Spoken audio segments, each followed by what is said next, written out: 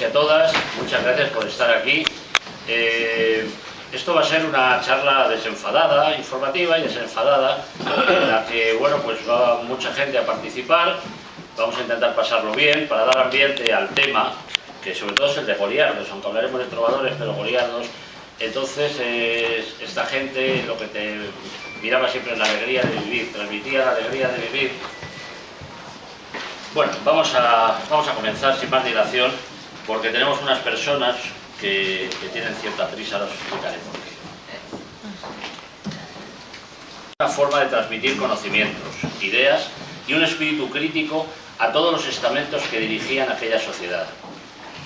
Como han visto a la entrada y para situarnos hemos puesto una muestra del ambiente de gula en la que vamos a estar inmersos, pues son el vino, la comida y sobre todo el amor quienes nos van a acompañar esta tarde. Hoy vamos a romper el orden de nuestra presentación para dar lugar a unas amigas y compañeras de coro para que nos interpreten una canción que, aunque es posterior en la época en que vamos a trabajar, sirve como ejemplo de lo que sucede en las poesías goliárdicas. Van a interpretar Hoy comamos y bebamos de Juan de la Encina, que escribió para nosotros en el siglo XV. Personalmente tengo que agradecerles su presencia por varios motivos. Se han ofrecido, a pesar de tener que salir corriendo, pues a las 7:30 tienen que ensayar su repertorio del Renacimiento, con el que nos deleitarán en breve en 3 cantos. Ya pasaremos información en su momento. Pero sobre todo por el significado que esto tiene para esta universidad. Nuestra querida Carmen de Michelena, en cuyo recientemente, hace muy poco, estuvimos en el homenaje, fundadora y creadora de lo que hoy tenemos aquí, tuvo su primer contacto en una conferencia que se hizo en la Coral Discanto, a la que pertenecen estas amigas, y donde propuso crear esta universidad. También queremos recordar aquí al recientemente desaparecido Gabriel González, cantautor tricantino que tantas veces colaboró con nosotros de la mano de su guitarra. Muchos le recordarán en el homenaje que hicimos a Miguel Hernández. Hoy tendría que estar aquí interpretando la canción que vamos a escuchar y con la que nuestras amigas de Discanto nos van a deleitar. Desde aquí, un pequeño homenaje a Gabriel, un hombre entero, dedicado a los demás, que transmitía vida y, como decía Machado, era, en el mejor sentido de la palabra, bueno. Entonces, por favor... El trovador es un poeta, cantor de la Edad Media. Los trovadores normalmente cantaban en lengua occitana, en concreto en la variante de Tolosa, que era el centro más importante de la cultura trovadoresca. La Occitania abarca por el norte desde el Ródano, por el sur hasta los Pirineos, incluyendo el Valle de Arán, por el oeste la costa atlántica en Aquitania y al este el Mediterráneo, introduciéndose en el norte de Italia. El idioma se denominaba la lengua de Oc, Languedoc. Hoy aún quedan lenguas occitanas como el gascón y el aranés. También se puede buscar en los trovadores el origen de los juglares. De hecho, si los trovadores eran los compositores, los juglares eran los intérpretes. Orígenes. Este estilo surge en Occitania durante el siglo XI y florece a lo largo del siglo XII. El primer trovador conocido fue Guillermo de Poitiers, que vivió de 1071 al 1127, duque de Aquitania. Los trovadores normalmente viajaban grandes distancias, ayudando así a la transmisión de noticias entre una región y otra. Los trovadores, personajes mayoritariamente de la nobleza, a menudo a medio camino entre el guerrero y el cortesano, con sus canciones amorosas sobre todo, pero también con sus composiciones de propaganda política, sus debates y, en definitiva, con su visión del mundo, nos muestran el inicio de una historia cultural y política con una variedad que no encontramos en ningún otro documento de la época. Su literatura, además, será una de las fuentes básicas de la poesía que durante siglos se cultivará en Europa occidental. Incluso en el siglo XX, autores catalanes como Josep Vicent no se pueden explicar del todo sin conocer aquello que compusieron escritores entre los siglos XII y XIII. El estudio de los trovadores se incluye habitualmente dentro de la historia de la literatura catalana, pese a que son poetas que escriben en una lengua que no era la propia de Cataluña. La poética de los trovadores, que surge en Occitania a finales del siglo XI, afecta también al occidente europeo, sobre todo en Cataluña y el norte de Italia, conformando una literatura de una unidad notable. Ya en la plenitud de su producción literaria, siglo XIV y parte del siglo XV, en Cataluña un mismo escritor usaba el occitano para su obra poética y el catalán en la prosa. Esta situación pervive en Ausías March, valenciano de nacimiento. Por último, la tradición literaria de los trovadores aún tiene vigencia en parte de la poesía del siglo XX. Y una notita etimológica que me han pasado, es que entre las posibilidades etimológicas de la palabra trovar, la más adecuada es la de inventar o crear literariamente. Hace falta distinguir en esta época el significado de dos palabras que en nuestros días se usan sin ningún matiz diferenciador, poeta y trovador. El primero era aquel que escribía poesías en latín, en cambio el segundo lo hacía en lengua romance. Gracias. Los trovadores. Bueno, se conocen unos 350 trovadores de procedencia social muy diversa, algunos personajes muy importantes en su época, como Guillermo de Poitiers, el primer trovador conocido. Otro, el Papa Clemente IV, el famoso rey de Inglaterra Guillermo Corazón de León, que antes fue duque de Aquitania y conde de Poitiers. Higuerot de Cabrera, vizconde de Gerona y Urgel, entre otros. También hubo trovadores de origen humilde, como era el caso de Marcabru, que empezó como juglar. En general, a excepción de los reyes y grandes señores, tenemos poca información sobre el resto de trovadores, y la poca que tenemos fiable nos llega a través de los cancioneros. Tampoco nos han llegado muchos casos de trovadoras, trovaréis, y cuando aparecen son siempre de la nobleza. Entre ellas destaca la condesa de Día. En caso de los trovadores de alta posición, la creación literaria era un ornamento más y un ejercicio de ingenio, mientras que en los procedentes de clases más humildes dependían de su habilidad para sobrevivir y prosperar. La amiga a la que dirigen sus textos es muchas veces la esposa de un señor importante que les permitirá entrar bajo su protección. De esta manera, el concepto de amor platónico hacia una dama superior le sirve al trovador para su propio beneficio.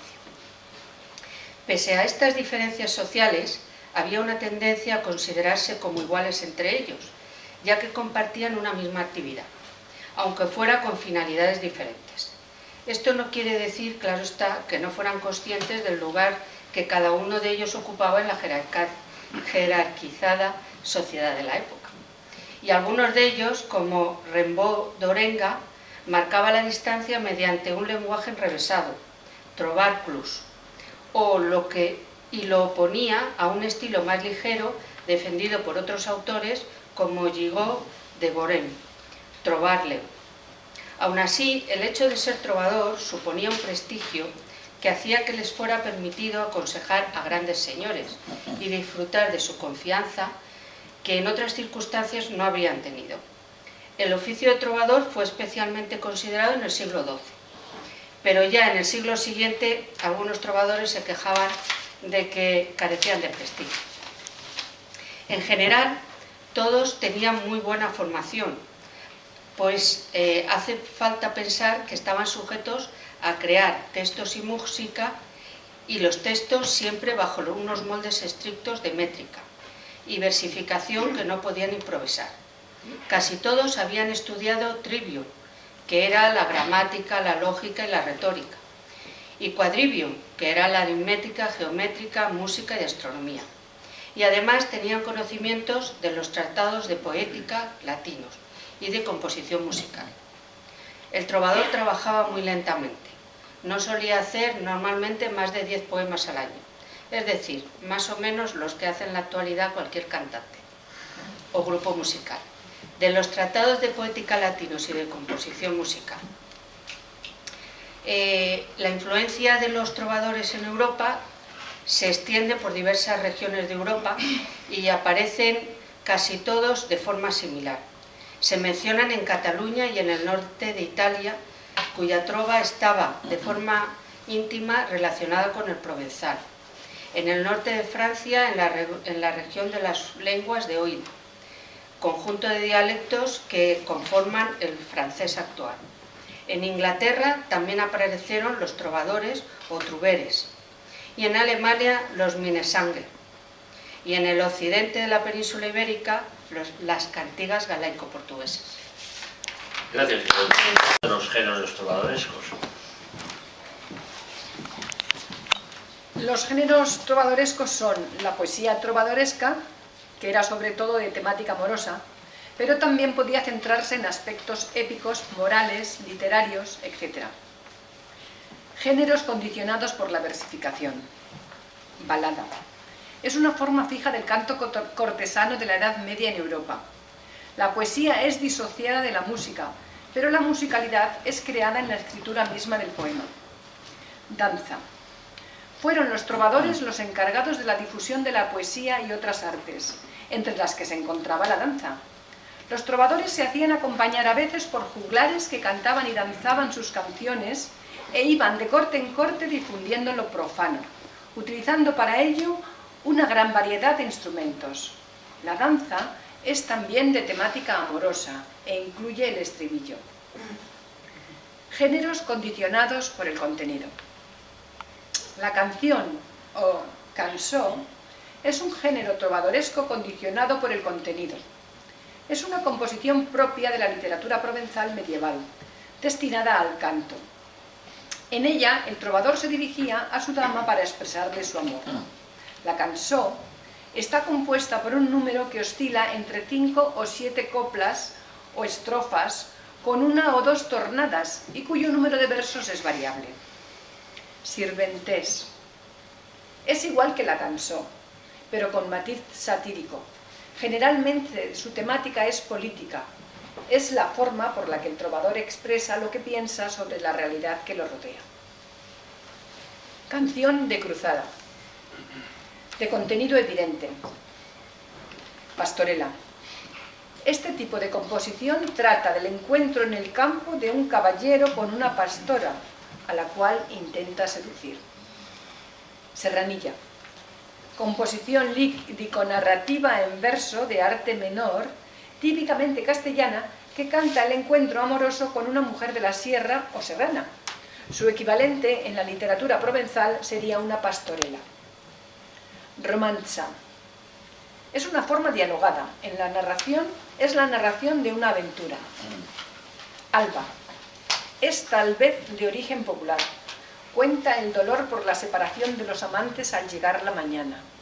Un alba es un subgénero literario de la lírica tradicional y de la lírica culta trovadoresca que describe el disgusto de los amantes que, habiendo pasado la noche juntos, tienen que separarse al llegar la mañana. Cuando el ruiseñor trina y con su pareja de noche y de día, yo estoy con mi bella amiga bajo la flor, hasta que el vigilante de la torre llama: amantes. ¡A levantarse! Que ya veo el alba y el día clarea. El alba religiosa. El alba religiosa es una variante del alba. En este estilo se desea que llegue la mañana, símbolo de la gloria divina, de la gracia, de la Virgen, etc. Y se teme o se habla mal de la noche, símbolo de tentaciones, pecados, etc., que se desea que termine. Debates de trovadores. La tensón es un género menor de las cantigas de escarnio. Es una cantiga de carácter dialogado en que, generalmente, uno de los dos interlocutores habla en una estrofa y otro en la siguiente. El diálogo se establece entre un trovador y un juglar, con el consiguiente interés de la diferencia social y cultural que podían presentar. El primero que interviene elige el argumento y el otro debe responder ateniéndose al mismo esquema métrico y rítmico. Hay, pues, una tendencia a la ridiculización pública y son una interesante crónica de la vida y la sociedad de la época. Un ejemplo lo tuvimos siglos después en el intercambio de sonetos de este estilo entre Góngora y Quevedo. La esencia de la vida y del vivir, y que realmente es lo que más nos va a ocupar hoy, la participación. Bien, estamos en los primeros años del siglo XIII, precisamente a pocas leguas de Montpellier, de Lodève. El obispo Raimundo de Rocofel atruena de reproches a un clérigo y hoy podemos imaginar la escena por la cual el prelado consignó el rapapolvo de una invectio de su poema Certamine Animae. El clérigo, cabizbajo, no rechista. Tal vez parece dar un respingo y aprestarse a responder. Tal otra, quizás se le dibuja una levísima sonrisa. Don Raimundo le está acusando de ser tardus et lentus, de deambular andrajoso, sin techo ni casa estable. De ellis enorme vagus, más errante por el mundo, increpa el obispo. Y luego, ad potum tardo non es, a beber nunca llegas tarde. Repuiset dominum, das de mano hasta el Señor. Estás imputrideni totus, estás todo tu sumido en la inmundicia.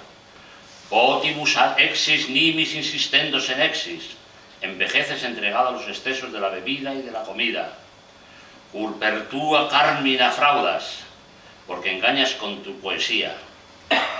Zahiere aún don Raimundo, mejor calla la boca, cesan tus canciones injuriosas, nuit no sea tua musa, a nadie haga daño ya tu musa, porque ¿por qué tantos dicterios? Harto te lo mereces, viene a decir el obispo. Un sis goliardus, puesto que eres un goliard. Esto ocurría en el siglo XIII, pero hagamos historia. Pasado el susto del milenio y a la vista de que el mundo no había desaparecido ni acabado, juglares y trovadores se dieron a hacer caminos y recorrer pueblos, ciudades y naciones cantando la alegría de vivir.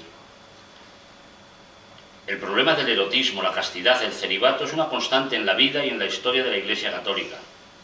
Los goliardos continuaron esa tradición y además le pusieron en verso. En vez de condenarla con la prosa aburrida de constituciones y decretos, alabaron la alegría de vivir con una lírica jugosa, clara, juvenil, entusiasta del amor y del juego erótico con la mujer. Ahora veamos unos ejemplos gráficos de los versos goliárdicos a través de la obra Carmina Burana. El nombre de la obra Carmina Burana procede del latín carmen inis, canto, cántico o poema. No confundir con la palabra árabe carmen, que es jardín.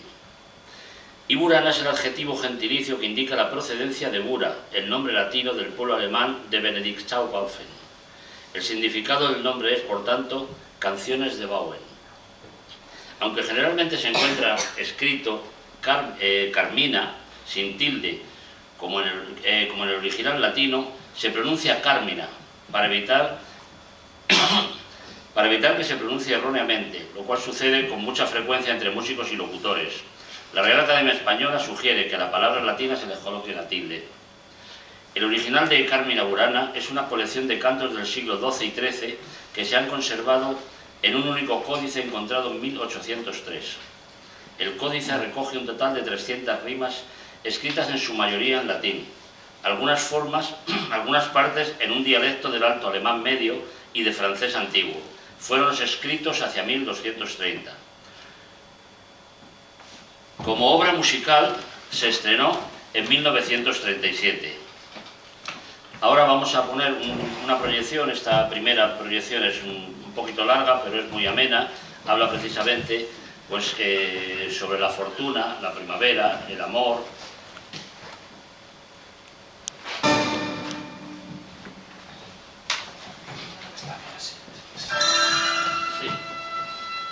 Mientras esto empieza, dice, en la actualidad podríamos llamar goliardos a los movimientos beatnik, hippie o punk, por sus ansias de liberación, la exaltación a la naturaleza y la contracultura.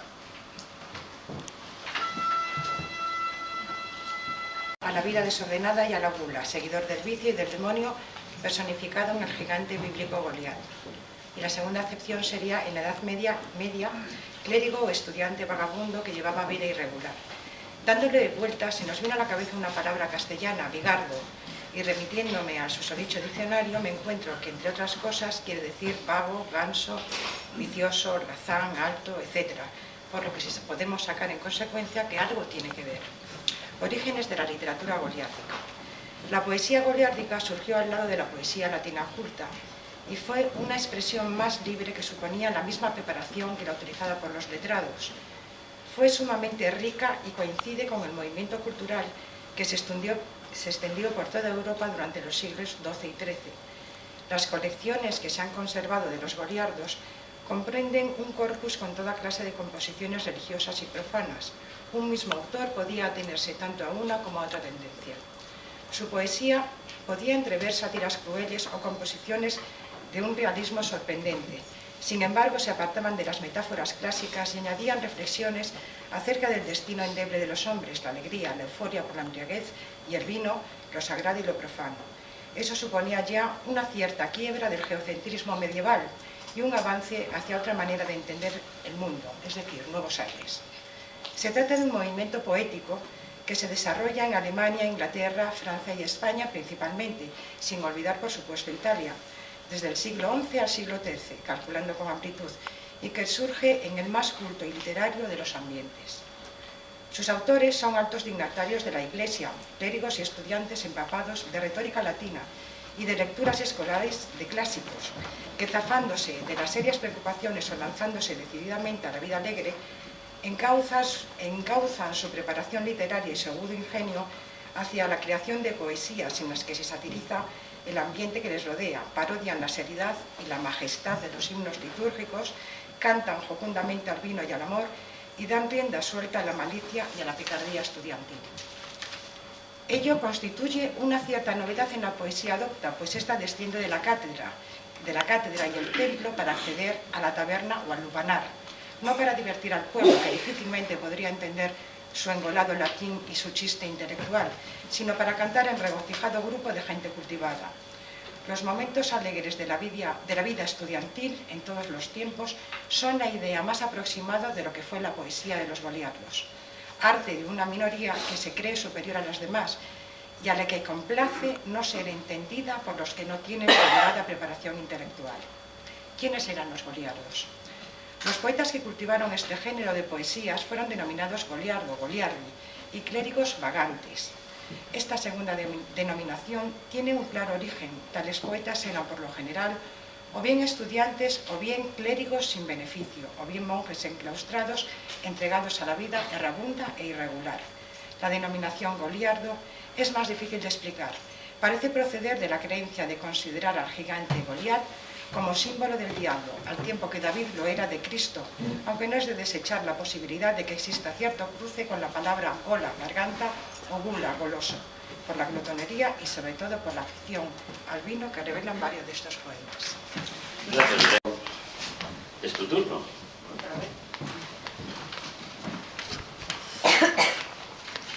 Bueno, sin embargo, no todos los cultivadores de este tipo de poesía fueron gente de semejante jaez. Altas dignidades eclesiásticas, figuras destacadas de la cultura y del pensamiento de la época, como el canónigo Gautier de Lille o de Chatillon, el canciller Felipe, el gramático Mathieu de Vendôme, el arcediano Pierre de Blois u otros, dedicaron momentos de su vida a la musa goliarda. Algunos de los numerosos cancioneros en que se han conservado las poesías goliárdicas revelan la existencia de focos en los que con más intensidad se cultivó esta curiosa lírica. Mencionemos la colección denominada Carmina Cantabrigensea, en la que se incluyen poesías escritas principalmente en el Valle del Rin en el siglo XI. El rico cancionero llamado Carmina Burana, con poesías escritas principalmente en Alemania y en menor proporción en Francia e Inglaterra. Y la colección de poemas escritos alrededor del monasterio de Ripoll, en Cataluña, en el siglo XII, llamado Carmina Ripollensia, y del que transcribimos un verso como ejemplo del poema erótico en su original latín y su traducción catalana. Aquí. Bien, vamos a... Aquí lo va a contar él porque... No ha querido contarlo ella, que conste que no ha querido contarlo ella, pero bueno. Esto es como está escrito, encontrado en el monasterio de Ripoll, que por cierto, si no lo conocéis, es una delicia de lugar. Entonces lo leeremos en versión latina, en catalán y en castellano. Y dice: From ipsius et gula et papilla saldura, cuya sum sin arruga candem plus nie pur.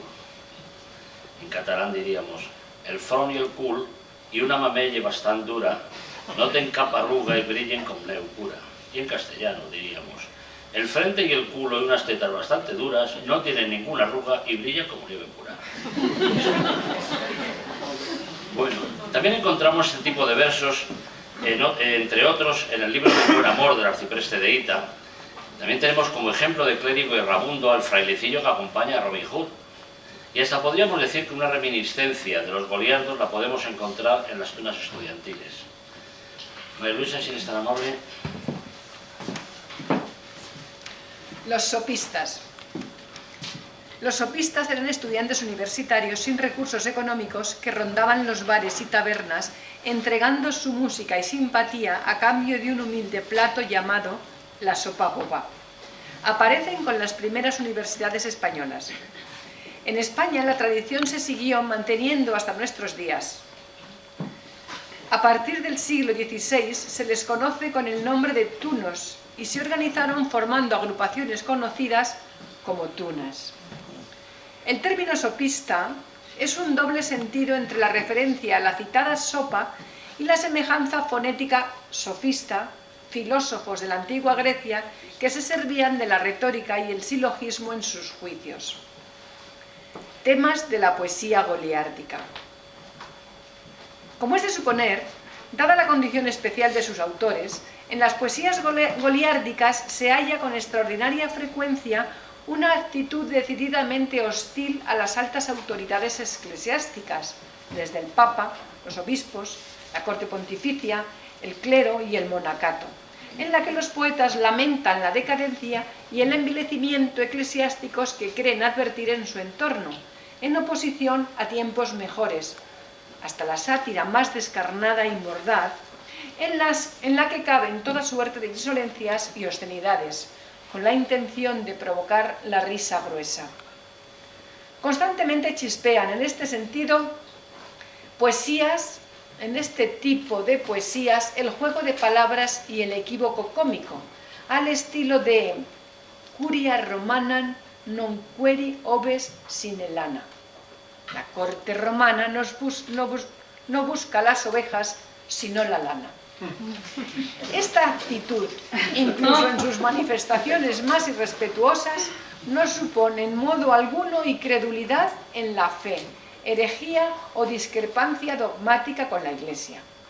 Es simplemente un anticlericalismo inconformista que frente a los abusos de los poderes eclesiásticos o en franca oposición a la política de la Iglesia levanta el lamento o la burla. Una pieza que va a ser leída, no lo vamos a proyectar, que habla realmente de esta retórica, vamos, de esta crítica al ente eclesiástico de la época. Esa lectura la van a hacer en castellano y latín simultáneamente José Aceituno y José Luis Ferreiro. El título es Liser eget une grotis.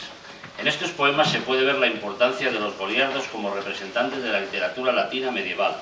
Aquí se presenta de una manera general la situación de la curia romana en el siglo XII, que con unos versos de los Carmina Burana pone como ejemplo la crítica satírica contra la corrupción de la Iglesia en aquel momento. Cuando queráis. Voy leyendo un par de cuartetas en castellano y José Luis lo canta. Y por cierto, como pasaba con los cantautores, lo importante es la letra, la música ni caso. Aunque enfermo entre enfermos y desconocido entre desconocidos, haré la vez de afiladora piedra, usurpando el deber del sacerdote. Llorad, hijas de Sión, los jefes de la Iglesia, de imitar a Cristo están hoy muy lejos. Liceterir pune grotis, et inotas cum inoti, fungar la membice cotis, ius usurpan sacerdoti, fletesion filie, presides ecclesiae, imitantur odie, Christuna remoti. Si en su vida sin dinero un sacerdote o un levita quiere conseguir lo que desea, basta que siga un camino conocido. Utilicen las artes de Simón el Mago y se les dará lo pedido, como a otro Gehazi. Si privata vegens vita, vel sacerdos velevita, si vidaribul petita, asincentim beatrita, previa fii patio, simonis officio, qui succedidatio si figies vita. Y hace el orden clerical más postrado que los laicos. La esposa de Cristo se hace venal, y la pueden tener ya todos.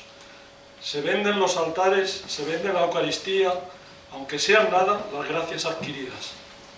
Yaceroto clericalis in respectu laicalis, sponsa Christi fit mercalis, generosa generalis, bene altana bene Eucaristia, considuratoria gratia venalis. Los dones de Dios no se compran, sin dinero deben darse. Por eso, el que los compra o vende se mancha con la lepra del asirio. El que así busca beneficios sirve a los ídolos.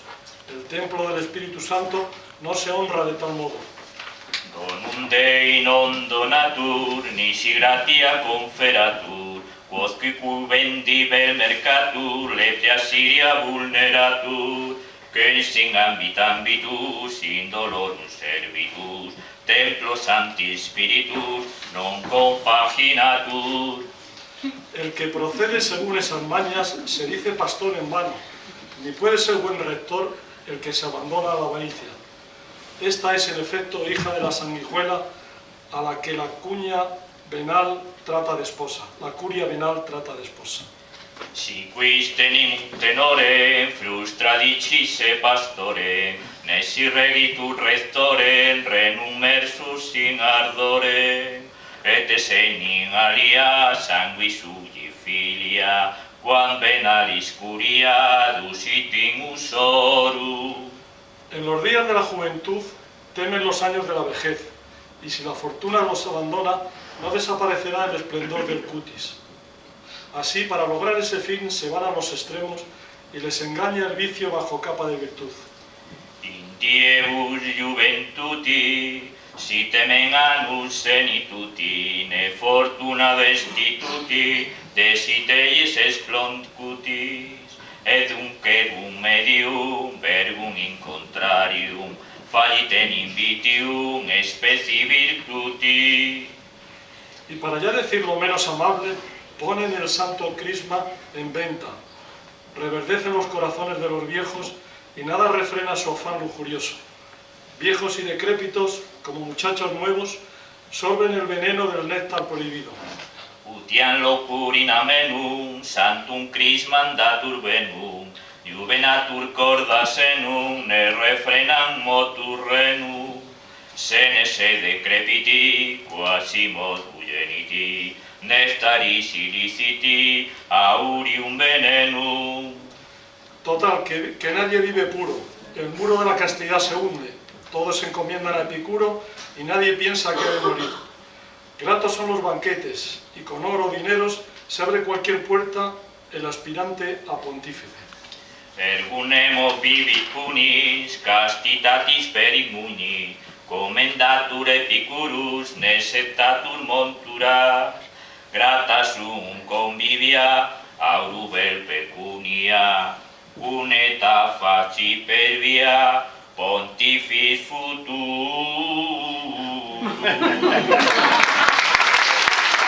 Hicieron estos elementos, sino también en otros círculos intelectuales, como en las universidades, aunque éstas estaban bajo la tutela eclesiástica.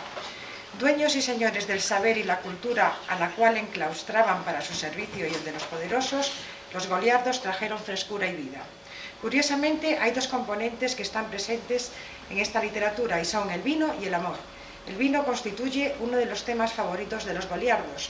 Su poesía, fundamentalmente báquica y tabernaria, al acercarse a este tema exulta de alegría y de optimismo, se derrama en torrentes de gracia y de ingenio y adquiere una exuberante locuacidad.